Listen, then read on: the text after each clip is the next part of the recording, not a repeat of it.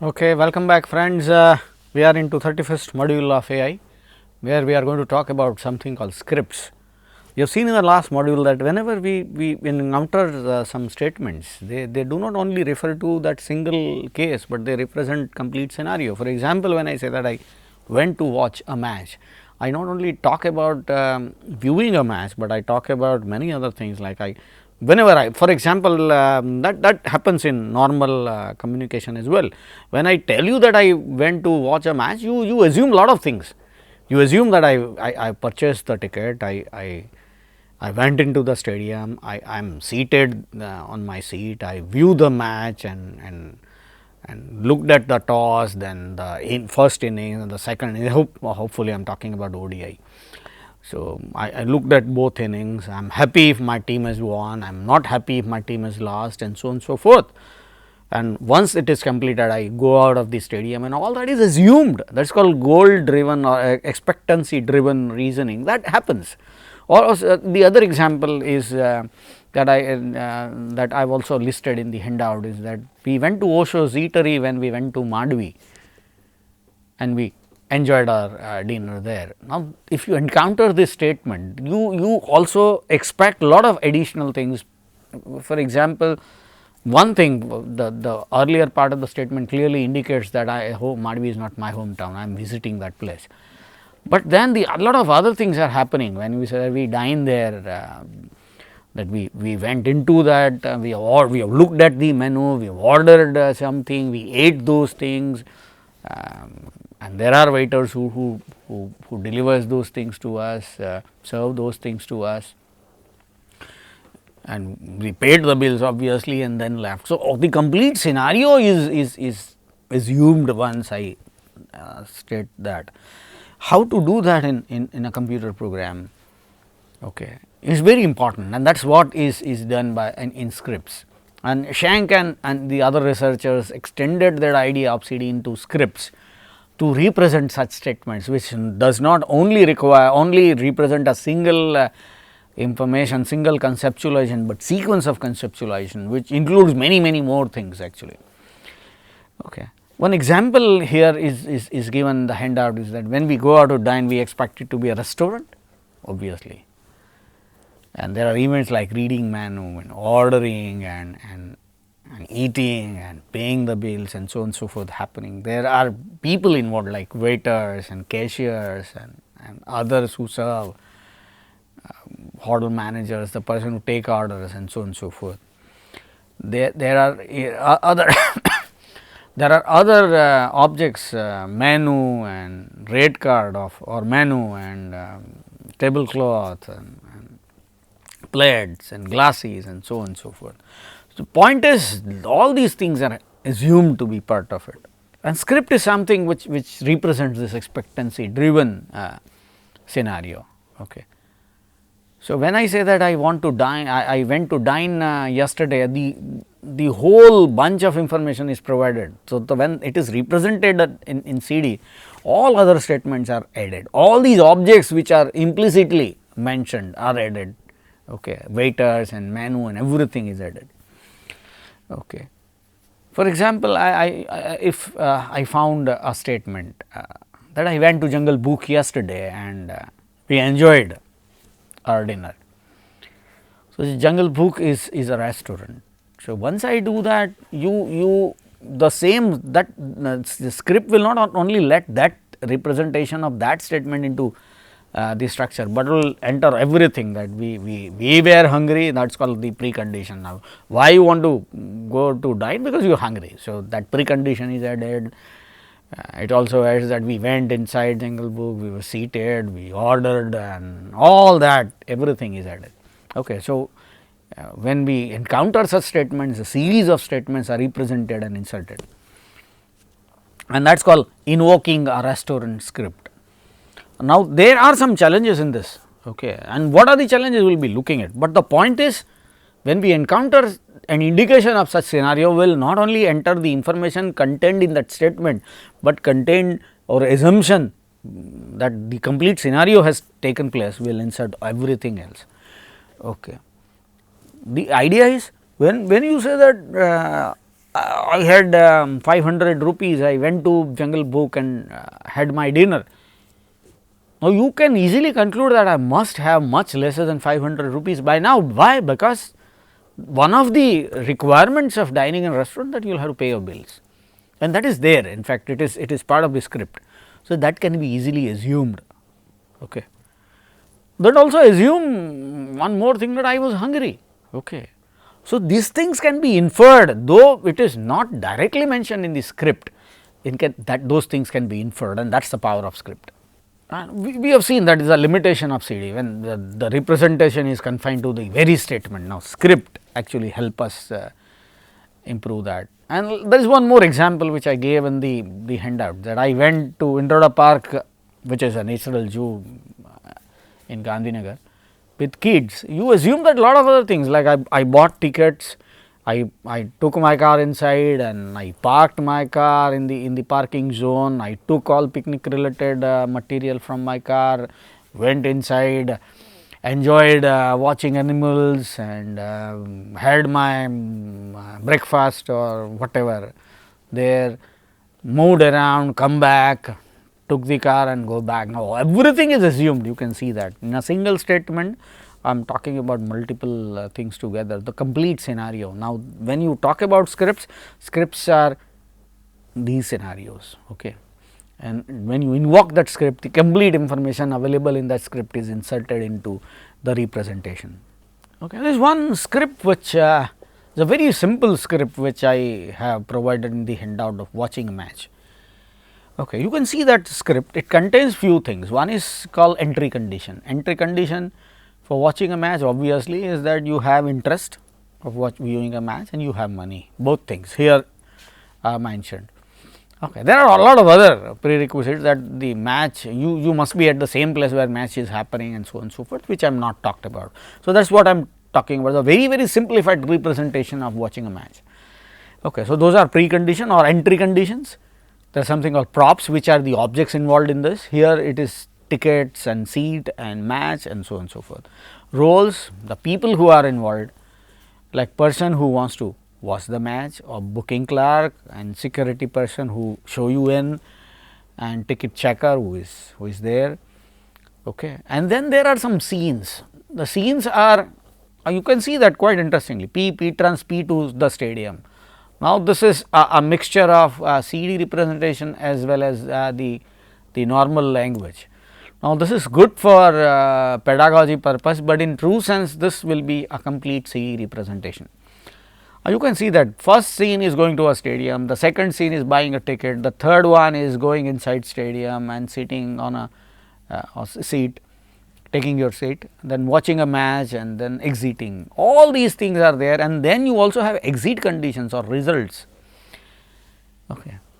So, you can see that when script is invoked, all of these are assumed, and in this particular simple script I have talked about scenes which are normal, expected or default sequences of events which are likely to happen when this script is invoked. Please understand this word, likely to invoke, this might not happen. In fact, a complex script will have alternate scenes. If a scene after one scene, if this happen or this can happen, we will soon see some examples of that. So, there are alternate paths also, and there are alternate execution of these sequences of these scenes also, and so on and so forth. But the scripts are basically like this. This is a very simple example, but it is still a very good example for you to understand different stakeholders of this thing. Okay. And we have already seen that that how the script can be invoked. For example, when you find a statement called Jai went to watch a match. Now, you can see that the script contains somebody called P. Now, we do not know who this P is basically a placeholder. So, when we encounter a statement Jai went to watch a cricket match, P is replaced by Jai. Okay. So, like that, when you encounter a statement where you can replace that placeholder, it is done that way. Okay. And you can see that there is some similarity with frames. In frames also you have attributes and their values, and there are some default values which are assumed and so on and so forth. but then there is a difference. Frame is a very simple structure, the script is comparatively more complex. There are parallel scenes, there are alternate scenes. It is quite possible in script some scenes are not executed at all. Unlike that, frames are quite similar. For example, two student frames are almost everything same except the values of the attribute, but here the difference is much larger and much bigger. And as I said, this information, the scenes, the information that we provide here, it's basically all default. Okay. And when you talk about scripts, when they are invoked, those default things are overridden by the information that is provided in the script. For example, if you encounter a statement like Jai asked for Italian pizza with double cheese, he waited for 15 minutes, got angry and went away. Now, you can find that this information provided in this statement as something which is different than the script itself. If the script writer has actually provided typical scenes which can indicate why one can get angry. Okay. For example, here he has to wait for 15 minutes and that angers him. So, that kind of an alternate path is, if provided in the script, one can even reason with that and can clearly conclude that dining does not happen, and obviously payment also does not happen. So, you can see that it is possible for somebody to conclude something like that because it is provided here. Okay. So, there are default values. Okay. Default value is that when you go to a restaurant, you dine, you pay your bills and you are happy, you not no more hungry, but in this case it does not follow that path. Okay. It deviates from that script, and that is why many things described in the default format of the script does not happen. So, when you learn something to the contrary of whatever is mentioned in the script, they no longer be there in the script which is activated. Okay. So, there are some parts of the script we have already seen. The first one is entry conditions. So, when you talk about entry conditions, they are conditions that must be satisfied for invocation of that state. For example, I go to restaurant, obviously I have to have two entry conditions. I have to be hungry and I have to have money. Okay. And when I went to watch a match, obviously I am interested in viewing a match and I have that money, kind of. Okay. Or when I travel by bus and so on and so forth, I have to be there at the bus stand, kind of. Okay. Now, these are examples of entry conditions. And interestingly, most of the cases entry conditions are not specified in the statement, but when they are not specified in the statement, they are assumed, like in the case of the earlier statements that we have encountered.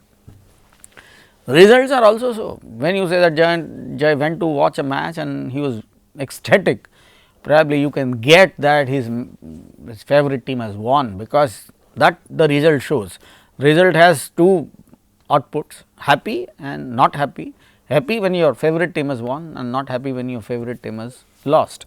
It is, and in exceptional circumstances the result may not be true. Okay. So, when you find statement talking about something abnormal which is not mentioned in the script, probably the results are not there. For example, when you encounter raining and match abandoned kind of a thing, then obviously viewing does not happen, or happy or sad, obviously you are sad because you can't watch. So, you can understand that thing. Okay. So, default thing do change when the sequence is not observed, when the statement indicates that the normal default sequence is not observed, it disturbed somewhere. Props are the objects involved in the script, and this again has default information. Here we can say that a ticket is a prop, seat is a prop, and so on and so forth. And this change, for example, if you go out to have watch a cricket match and you buy a pavilion ticket, you probably will have an additional food coupon. So, that is an additional prop that you will have and not others. So, that also is possible. So, props also change, default set of props obviously are there, but additionally you may have them additional ones. Roles are people who are involved in the script, and this is a general assumption and that might change. Okay. We are not talking about, because here in the simplest representation we have not talked about fellow spectators, we have not talked about umpires, we have not talked about assuming a cricket match, we have not talked about the ball boys and all that. If this match is a football match, you probably have other roles like the linemen and the referees and so on and so forth. So, point is the roles, even viewing a match, roles would change. Okay. So, when you default is obviously a few, but whenever you encounter other information, you may add others. Okay. And if you have a serious detailed script, which the example that I gave is not a one, it is a very simple one, just used for pedagogic purpose. For a serious case, you have a lot of other information. For example, it involves events like tossing and lunge and tea and all that in a cricket match, and also about the sequence, how in which order this happens. The toss happens in the beginning, and then only then the match starts, and then you have innings, and there is a lunch break, and there is a tea break, and so on and so forth. And also the detail this thing description of script probably will have scoreboards and many other things, screens and so on and so forth. Interestingly, whenever you write script, for example, viewing a cricket match or viewing a match, viewing a cricket match also, you can see that there, in fact, once you enter into it, there are 3 different types of possibilities. It is a 2020 match or an ODI or a test match. Based on that, there are some minute differences, though all of them are cricket matches and most of the things remain same, there is some difference. So, the track, when you talk about a track, it talks about a particular type of that script, which is a little different than the normal general script. So, or for example, match, viewing a match, a track is a cricket match. So, you are talking about basically cricket match viewing. Okay. If you have a football match viewing, then there is some difference. Okay. So, that is the point here. The sequence of events following in a default way, obviously they are scenes, and these are the most important things. And why? Because these scenes are directly introduced into the target representation when that statement is encountered. Though they are in true sense to be represented in CD form, in our case we are represented in semi CD form, where you are only using that act and nothing else here. The beauty of representing things into using script is that it can help you learning about sequential and causal relationship, because the agents acts in sequential fashion, okay, like buying tickets and then going inside the stadium and so on and so forth. For example, if you get a statement called Jay went to watch a match and he was very happy, you can conclude that he was happy because the exit condition says that if the team has won, he is happy. So, you can conclude that his favorite team has won. Okay. That causal relationship, because this thing has causal relationship, you can conclude something which was not explicitly mentioned in the statement. Okay. And the events are connected to each other. For example, if we take up a detailed script, which we have not done and we have talked about very simple script, but assume that there is a detailed cricket match viewing script and we are talking about that script, then example you say that Jai watched the match and come back home by bus. Now, you talk about 2 different scripts in this particular statement, watching a match and coming back by bus. Now, watching a match, he has to be there in the stadium, and to travel by bus he has to be there on the bus stand. Now, the exit condition of one particular script and the entry condition of the other script, you will have to join them, and so that you must conclude that Jai has done something to reach from stadium to the bus station. Okay. So, that is again an example of how you can derive meaning out of this thing. It is also possible for you to answer question based on this cause effect relationship, because this is precisely what scripts are talking about. Here is again another example. Jai went to watch an ODI, he was late. When he occupied his seat, asked his fellow spectator, who won the toss?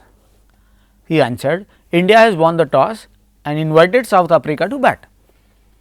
Okay. Now, this is the description provided. Now, if the question is asked, why Jai asked who won the toss? Now, there are 2 possible answers. Now, there is a cause effect relationship. The statement is basically talking about few events, okay, one after Jai being late, he asking a question and is getting the response. These are 3 things happening. Okay. So, it can see that you can see that x results into y, that results into z, and this relationship is going to help us getting the answer. For example, why I asked who won the toss can be answered in two ways. One, you travel further and say that because he wanted to know who has come to bat, okay, who is going to come to bat. Okay. So, it based on that answer that he has got, or if you travel back you can say that because he was late and could not see the toss. Okay. So, both ways it is possible. So, this is an example of how you can use scripts to get answers using this cause effect relationship. But there is one problem. A script is appropriate when script is really fitting in that statement, and not always it is possible for us to judge.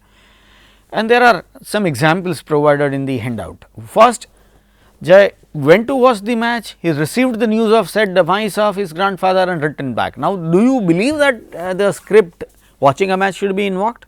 You can see that it should not, because he has gone, but then he heard about the demise of his grandfather and he has come back. So, there is no question of invoking that script.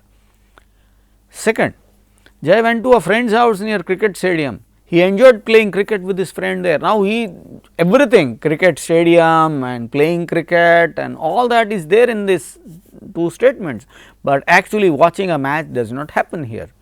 So, again in this case, though a lot of other things are mentioned, script should not be invoked. Okay. But the third case,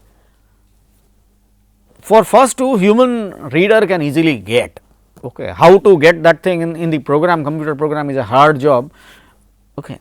But the third one, even human reader cannot get what it is. It is called after the match gets over, Jay went to his friend's house. Now, this is an example of a fleeting script mentioned. Now, you do not really know whether the script is to be invoked or not. There is no way you can judge. When you cannot judge, they are called fleeting scripts, and the programmer's solution to this problem is you just keep a pointer. You do not invoke that script, do not insert those statements like Jay went to the stadium, he bought a ticket and so on and so forth. They are not entered, only a pointer is kept. And looking at the later statement, if it is found that he has really went to watch the match, you can insert those things later and not right now. Okay. So, those fleeting scripts is also an interesting problem. Anyway, but when you find that the script is appropriate, you have immense advantage of using them. All events can be added, all people not explicitly mentioned are possible to be added, all props involved are added, and in the sequence of events, with the default sequence of events are all added. Okay. And it get the values in the slots, the attributes, and it can reason. In fact, it can answer many questions. For example, we have few examples. Okay. And not only that, the entry conditions that I have talked about, the locations, people involved, all the objects involved and the results and all that, they are all mentioned in the explicitly now, which was not mentioned in the original statement. Okay. Those are all implicitly mentioned when we talk in a normal way. Now, they are explicitly mentioned. So, the program itself can reason from it. But you will have to actually, now how that is done? Usually, you look at all this information and see whether this statement contains some of these script headers. They are called script headers, the props, the roles, the actions, and if you find that mentioned in the script, in the statement, the script is invoked. Now, this is not always a great thing to do, but then most cases you do not have other option. Okay. So, sometimes a normal rule of thumb, Schenck used in his paper, he referred somewhere in his paper that whenever it encounters at least two heads, headers, he will invoke that script. So, when that he did that, sometimes it is possible that you invoke a script which is not really a script, which should not be invoked. So, an important job here is to see whether we have invoked a script, but is it so that the script is not relevant? If so, then those things are to be revoked back. So, that is one important thing that happens here. But then when you use this script, the appropriate script, you can reason like nothing before. For example, an example is given in the handout. I am just quoting that example. Manoj had a chocolate. Rajan wanted it. Manoj refused. Rajan told Manoj if it did not give him chocolate, he will not let him play with his friends. Manoj gave him the chocolate. Now, this is a small story that is presented to the problem solver using this script. A question asked, why Manoj gave Rajan a chocolate? The response which is generated from this is because he was threatened by Rajan. Now, how you not threaten? You can see that there is no statement like that, no indication of threat, but it can still do it. In fact, one of the programs Shank wrote was called SAM, okay, which can understand reads like stories like this and can reason from it. Okay. So, script interpretation and resolution of ambiguity, okay, can answer this question just because it was based on the scripts. And again, whenever appropriate script is invoked, it can predict things which are not mentioned. For example, the other example, Jai went to Epicurean, which is basically a name of a restaurant which is there in Ahmedabad, with his colleagues of the office. As it started raining, when he was paying, he called a cab service for returning home. Now, there is an automated cook service, okay, which Jai enters all this information into his system. That the system wants to learn whether it has to cook for Jai or not. And there is no mention, you can see that there is no mention of dining, there is no mention of eating and so on. But you can see that there are two indicators, two headers. One is the name of restaurant and the other is paying. When you are paying, it is assumed that he has followed the normal path. You are paying, you probably have dined. Okay. So, these two headers are possible to be used here, and the automated cook can actually decide that Jai does not require the dinner now. So, will not prepare that dinner. Okay. So, that can predict. Okay. So, these things are important. Okay. But then a diligent reader would ask a question, how do the system learn that Epicurean is a restaurant? Now, that is a difficult question, and what should it do? One way to solve this problem is to have a database of some sort indicating all restaurants of Ahmedabad. Now, that is a very hard problem, very hard solution, but that is the best solution if you can get. The other one is keep this thing as a question mark and look at the other statement that comes next and figure out what that placeholder is. That is the other option. And the third option is simple, ask the user what is Epicurean. Now, however silly it looks like, that is the way we do it. When somebody tells us something like this and we do not know what Epicurean is, we will ask what is it. Okay. The system can actually use all combinations of all these approaches. It can actually learn on its own, can look at names of names which it cannot understand, ask user, learn about them and place them in the database and so on and so forth. So, that is something that the system has to do when it is working with scripts like this. Okay. Not only that, one very powerful mechanism, one very powerful inference that you can get out of script is that it can predict unusual events, unusual sequence of events and can see that there is something wrong. For example, Jai went to watch the match, the security person asked him to stand in a queue, there was heavy rush on the ticket counter and the queues are very long. Jai stayed in a queue for an hour or so, got bored and returned back home. Now, you can see that there is a deviation which clearly indicates that watching a match does not happen. So, you can't conclude everything. So, this is again an example of the power of script. When it finds something which is unusual, something which is not mentioned in the scene at all, okay, it can understand. And again, if the script writer is good enough, it could get this information, then why one can get bored. When the outcome or the result is getting bored, it can write those things correctly, then it is also possible for somebody to predict why he got bored. For example, in this case, Jai got bored not because security person has shown him or tell him to stand in a queue, but he got bored because he has to wait for a long period and the queues were pretty long. Okay. So, those things can also be inferred from and additionally if you look at that, you can probably infer a few other things, that Jai won't like to stand in long queues, and probably you can also conclude that Jai is not all that great cricket lover like other Indians. Anyway, now you can see that there is a deviation from a normal sequence, which clearly indicates that there is something wrong. So, there is no point invoking that script, there is something wrong. Okay. And it can actually help cause effect determining cause effect relationship as well.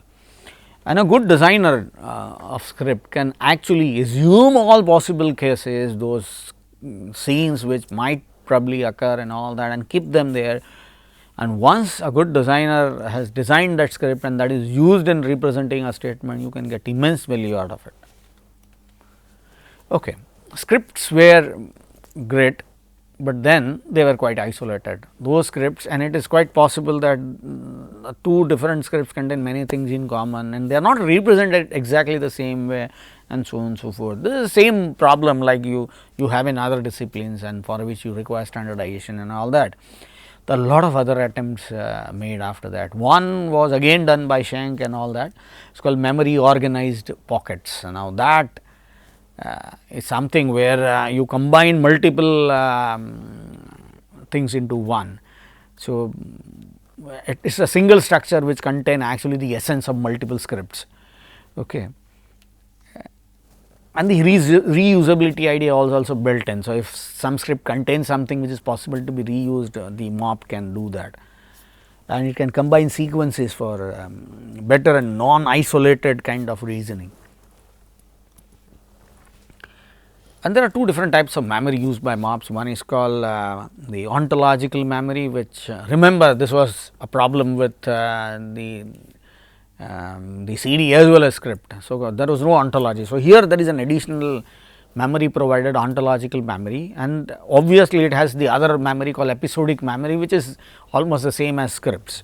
So, both things are used, and you can see that the Epicurean problem that I talked about. Now, if you have a right ontology which clearly indicates that Epicurean is type of a restaurant, reasoning can be pretty easy. Okay. There are a lot of other properties which makes MOP a far better solution than scripts.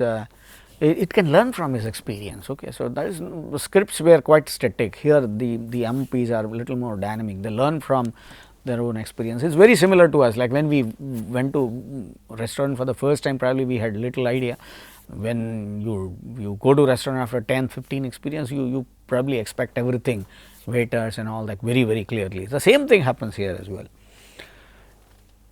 And one great thing about MOP is that because it stores everything together, it can relate to different things. And one example of a program called Swell is very interesting.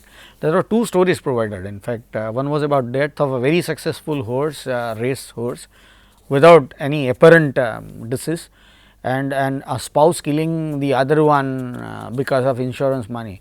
The program actually indicated that there is possibly the similar reason here. So, that is what this MOP does, and there is something called PALM, which is based on planning. Here an example is Abdul decided to earn more money, he called Rajan. Now, it is quite possible that Abdul is a person who is looking for a job and Rajan is a placement consultant, or he is a smuggler and Rajan is a smuggler and Abdul is good at motorboats, and so on and so forth. So, there are many things. How the right reason from the statement can only be derived if you learn about Abdul's plans and his goals and all that. So, there is the other solution here is PAM, and there are few other attempts which are mentioned in the knowledge representation. There are two: description logic and the web ontology language. These are used today. With that, we will conclude this particular module. We have seen how scripts are used in representing statements which represent complete scenarios and not a single statement here. We have seen problems with scripts, we have seen fleeting scripts, we have seen how appropriate scripts can improve your reasoning. We have also seen some latest improvements in this representation. With that, I conclude. Thank you.